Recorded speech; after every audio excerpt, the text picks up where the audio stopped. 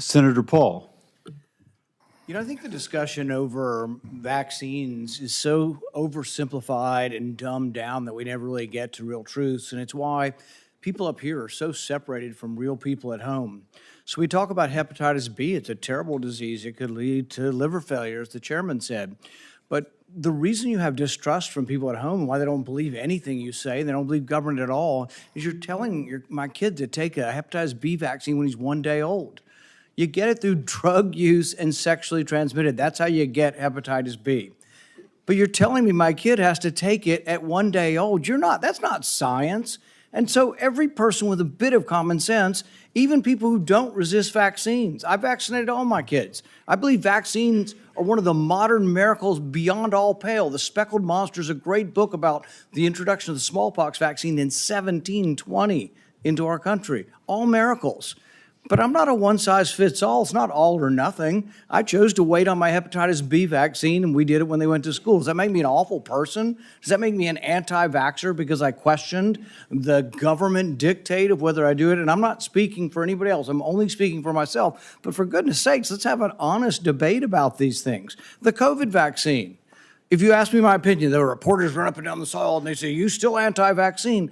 No, I'm pro-vaccine. But on the COVID vaccine, and on the COVID illness, there was a 1,000-fold or more difference between the elderly and children. If you don't acknowledge that, you're committing malpractice. You're showing your ignorance. If you say a 6-month-old must be mandated to get it, the science is not there. So all this blather about the science says this and the science says that, no, it doesn't.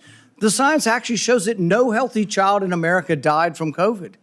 Look it up. No healthy child died from COVID. And so the thing is that it's 1,000-fold greater. So if you ask me my advice as a physician, if you were 65 or older or overweight and some other conditions, I would have said, hell yes, I'd take the COVID vaccine. The risks of the disease were real and much greater than the vaccine. But if you ask me, should my healthy 6-month-old get it? See, these are the nuances you're unwilling to talk about because there's such a belief in submission. Submit to the government. Do what you're told. There is no discussion. There ought to be a debate. You're not going to let him have the debate because you're just going to criticize and say, it is this, and admit to it, or we're not going to appoint you. But it's more complicated than that. And this is why people distrust government, because you're unwilling to have these conversations. And go home. Ask your Democrat young mothers, your Republican young mothers, if they're vaccinating their kid for hepatitis B, and they're like, well, do I have to do it on day one? It's this precious little baby. Is there science to say you shouldn't do it? Probably not, but it's my kid. You know, it's like, there isn't clear-cut science saying not to. But on autism, there's no good science of anything to show what causes autism. We don't know. It's a profound disease. I know many moms here and dads who have kids with autism. I know them personally. I've met their kids. But the thing is they saw their kids developing completely normal, maybe speaking 100 words go to no words at about 15 months of age.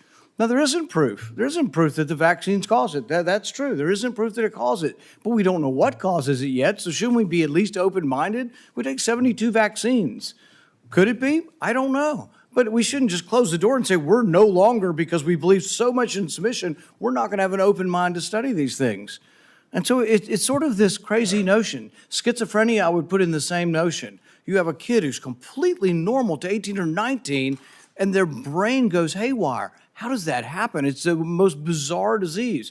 Shouldn't we be open? Could it be our food? It might be vaccines, it might be our food, but autism's more common.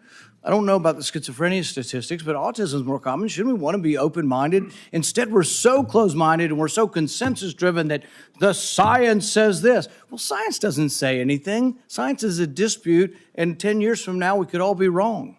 We were told in the beginning, 20 years ago, they did this enormous study, and they said, everybody over 50 should take an aspirin. I thought, well, that's a pretty good idea. It makes sense. But you know what?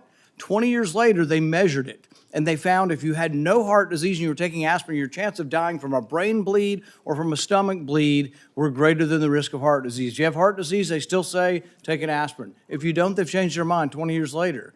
But would you have all said I was crazy and I should no longer be in public discourse if I had said 20 years ago, I don't feel like taking an aspirin. I ride my bike all the time. I'm afraid I might hit my head. But that's what a country's about. It's what dissent is about. So just ask you to look at the larger picture and give the guy a break who says, I just want to follow the science where it leads without presupposition. I think really what we have up here is presupposition. You've already concluded. It's absolute that autism isn't caused by it. We don't know what causes autism, so we should be more humble in what we say. Rand Paul delivering a blistering speech against what he calls submission to vaccine mandates, and the audience absolutely loving it. From the very first sentence, Paul isn't easing into this. His tone is sharp, defiant, and confrontational. He's not trying to persuade quietly. He's rallying. This is a speech designed to ignite, not negotiate. That word, submission, is doing a lot of work here. Paul isn't just criticizing mandates as policy, he's framing them as a moral failing. Submission implies loss of agency, loss of dignity, and loss of freedom. It's emotionally loaded, and the audience reacts instantly. You can hear it right away. Claps, cheers, people leaning forward. This isn't passive listening. The crowd feels seen. Paul is articulating something they already believe, and that validation is powerful. Paul frames himself not as a lone senator, but as a stand-in for anyone who felt pressured, silenced, or talked down to during the mandate debates. That framing turns this from a speech into a shared experience. Notice the shift here. This stops being about medical policy and becomes about identity. Freedom versus control. Individual choice versus authority. Once you move into identity territory, logic matters less than emotion, and Paul knows that. This is the eruption moment. The crowd isn't just applauding, they're responding emotionally. That reaction feeds Paul's momentum, and you can see him lean into it. Speaker and audience are now locked in a feedback loop.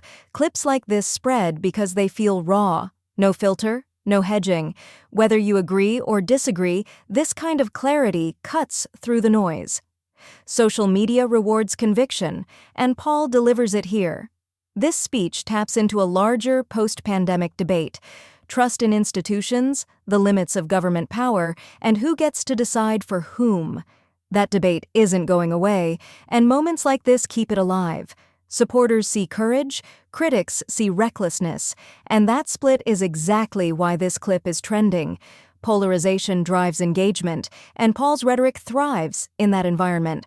Whether you see this as a defense of liberty or an oversimplification of complex issues, one thing is undeniable. Rand Paul knows how to command a room, and judging by that crowd reaction, this message landed exactly where it was meant to. Sorry I didn't get to a question.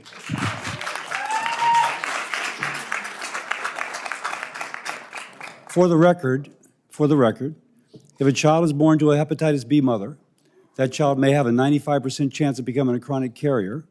But if we vaccinate those people, and nobody's against that. But if the child, that's a very small percentage and a red herring. Finish. That is not what we're talking about. 99.9% of kids don't have a hepatitis B mom, and could they wait a while? Could they get vaccinated 3 months or a year? Yes. So again, for the record, if the mother's hepatitis B status is known, then that can be delayed. The problem is oftentimes, or at least a significant percentage of the time, the mother's status is not known. If she's hepatitis B positive, a vaccine on day one of life prevents chronic hepatitis B 95% of the time. So it really depends upon the knowledge of the mother's hepatitis B status. And when they used to do just, okay, we know the mother's status or not, there was mothers that snuck through. Their status was unknown. We can blame the OBs. Yeah, Marshall. But for the record, there is an absolute rationale for that. But you're right. If the mother's status is definitively known, that it can be safely delayed. So now, Senator Murray.